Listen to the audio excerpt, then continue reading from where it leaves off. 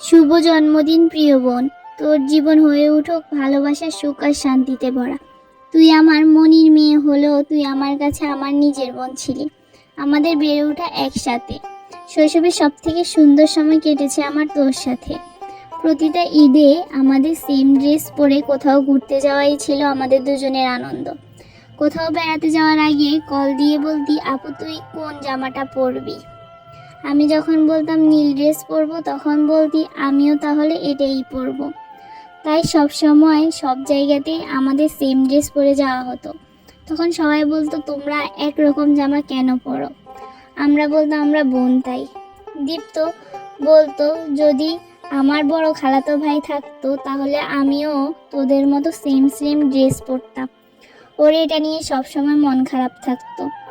তখন আমরা দুজন ওকে নিয়ে হাসতাম। আমার শৈশবটা এত সুন্দর করে দেওয়ার জন্য তোকে অনেক ধন্যবাদ রাইসু। তোর জন্মদিন, তোর আপুর পক্ষ থেকে তোর জন্য অনেক শুভেচ্ছা, দোয়া ও ভালোবাসা। যে স্বপ্ন নিয়ে তুই এগিয়ে যাচ্ছিস তোর সেই স্বপ্ন আল্লাহ পূর্ণ করুক। তোকে আল্লাহ সবসময় সুস্থ রাখুক, এটাই আমার আল্লাহর কাছে চাওয়া। Happy birthday my dear cute cis.